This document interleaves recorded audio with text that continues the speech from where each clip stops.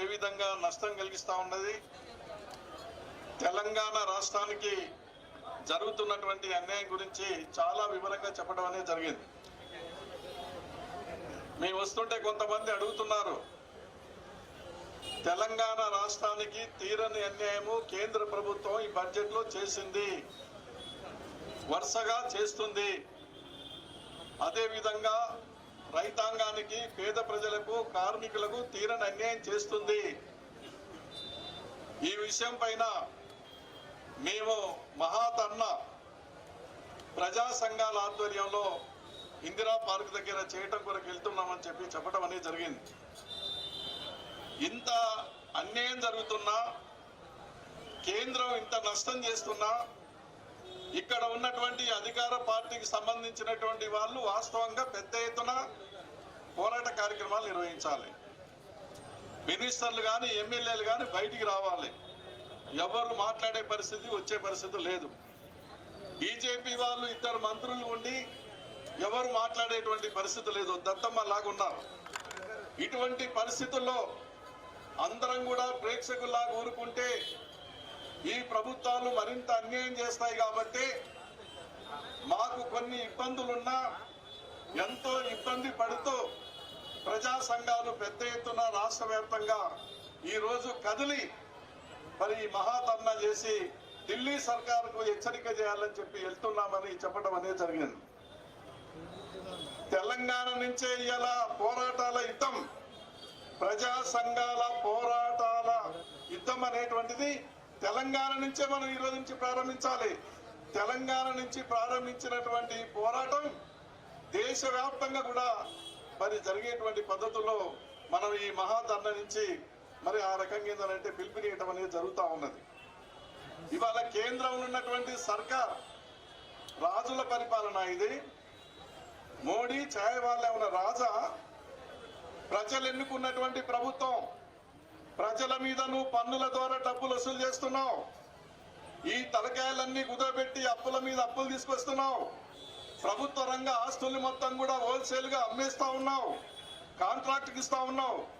లక్షల కోట్ల రూపాయలు పన్నుల ద్వారా వసూలు చేసి ఆస్తులు అమ్మేసి అప్పులు తీసుకొచ్చి ఎవరికి ఇస్తున్నాడు ఈ మోడీ అంటే బడా కార్పొరేట్ శక్తులకు, వాళ్ళకి ఇయ్యటం అనేది జరుగుతున్నది తప్ప ప్రజలకు కాదు. ఈ సంపదకు మూలమైనటువంటి 100కి 80-90% ఉన్నటువంటి ప్రజలకు నువ్వు బడ్జెట్ ఎంత కేటాయిస్తా ఉన్నావు? డబ్బు వసూలు చేసేది ప్రజల మీద, కష్టపడి పని చేసేది ప్రజలు. మన వాళ్ళు ఇంతకుముందే చెప్పారు, వ్యవసాయ పంటలు పండిస్తుంది ఎవరు, కార్ఖానాలు నడుపుతుంది ఎవరు, భవనాల నిర్మాణం చేస్తుంది ఎవరు, ప్రాజెక్టుల నిర్మాణం చేస్తుంది ఎవరు, ఈ సంపదకు మూలం ఎవరు, ఇవన్నీ తయారు చేస్తుంది ఎవరు? వ్యవసాయ కూలీలు, రైతులు, కార్మికులు, చేతివృత్తిదారులు, ఈ కష్టజీవులు, శ్రామికులు. పన్నులు కడుతుంది వీళ్ళే, ఓట్లు వేస్తుంది వీళ్ళే, అన్ని రకాల శ్రమ చేస్తుంది వీళ్ళే. కానీ మోడీ గారు ఏమిస్తున్నాడు? 80 కోట్ల మందికి 5 కేజీల బియ్యం కేటాయించాడు బడ్జెట్ లో. సిగ్గుండాలే. నువ్వేమో రోజుకు 5 లక్షల రూపాయల కోటేసుకొని తిరుగుతావా? నీ భోజనమేమో రోజుకు ₹1,00,000 భోజనం. ఆయన చేసే భోజనం ఖర్చు రోజుకు ₹1,00,000. 5 లక్షల రూపాయల కోటేసుకొని తిరుగుతాడు. 140 కోట్ల కొంప, 140 కోట్ల రూపాయల బంగ్లా కట్టుకొని ఆయన సుఖాలు అనుభవిస్తుంటాడు. పేద ప్రజలకు మాత్రం ఇల్లు మంజూరు చేయడానికి చేత కాదు. పేద ప్రజలకు కావలసినటువంటి రాయితీలు ఇవ్వడానికి చేత కాదు. ఉపాధి హామీలకు కోత పెడతావు, రైతాంగానికి ఇచ్చే సబ్సిడీకి కోత పెడతావు, ఎరువుల మీద కోత పెడతావు. 44 సంఘాలు చేసి 4 లేబర్ కోడ్లు తీసుకొచ్చి 8 గంటలు కాదు 12 గంటలు చేయాలి బిడ్డ అని చెప్పి కార్మికులతోటి పని చేయిస్తావు. ఎంత అన్యాయం ఇది! ఇలా కేంద్రంలో ఉన్నటువంటి సర్కార్ ఈ 10 సంవత్సరాల 8 మాసాల కాలంలో ఆయన పరిపాలన మొత్తం కూడా చాలా దుర్మార్గంగా, చాలా అన్యాయంగా, ప్రజా వ్యతిరేకమైనటువంటి పరిపాలన తప్ప ఇంకోటి కాదు. ఇప్పుడు కొంతమందిని పుర్రెలు తగిలించుకొని చూస్తున్నారు కదా, పుర్రెలు తగిలించుకొని బూడిద పూసుకొని తిరుగుతా ఉన్నారు. కొంతమందేమో అక్కడ మునుగుతా ఉన్నారు. ఈ పనులైనా చేసేది.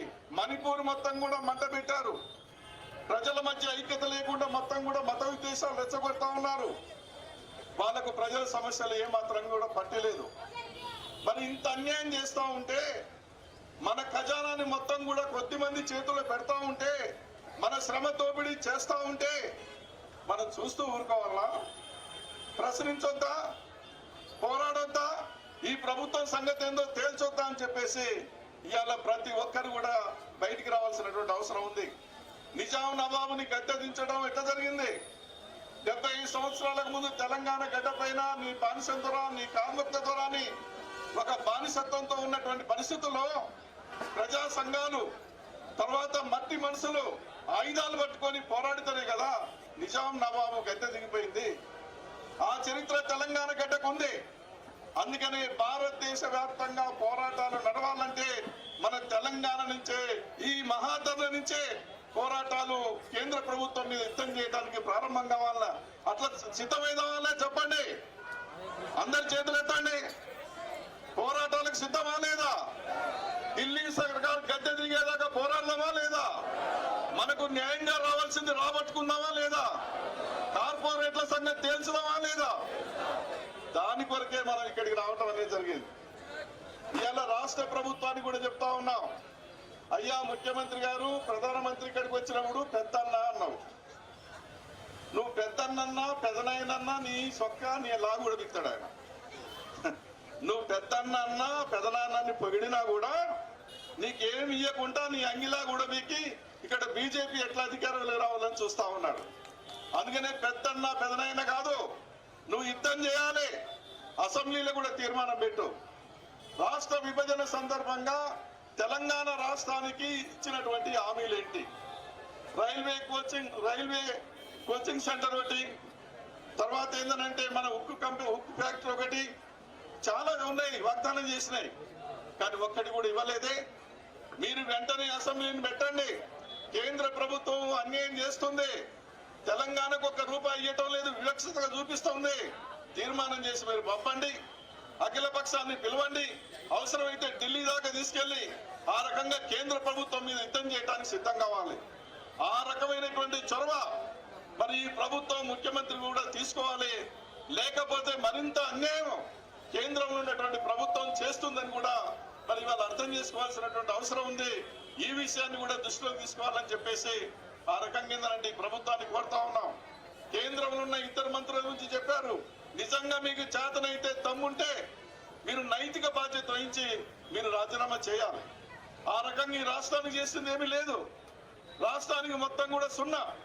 కాబట్టి ఏంటంటే ఈ విషయాలన్నిటిని కూడా పరిలోకి తీసుకొని మనం పెద్ద ఎత్తున పోరాటాల ద్వారానే ఏదైనా సాధించుకుంటాం తప్ప మరొకటి కాదని చెప్పి తెలియజేస్తూ మరి ఈ సందర్భంగా రైతు సంఘం ప్రధాన కార్యదర్శి మిత్రుడు సాగర్ గారిని మాట్లాడవలసిందిగా కోరుచున్నాం.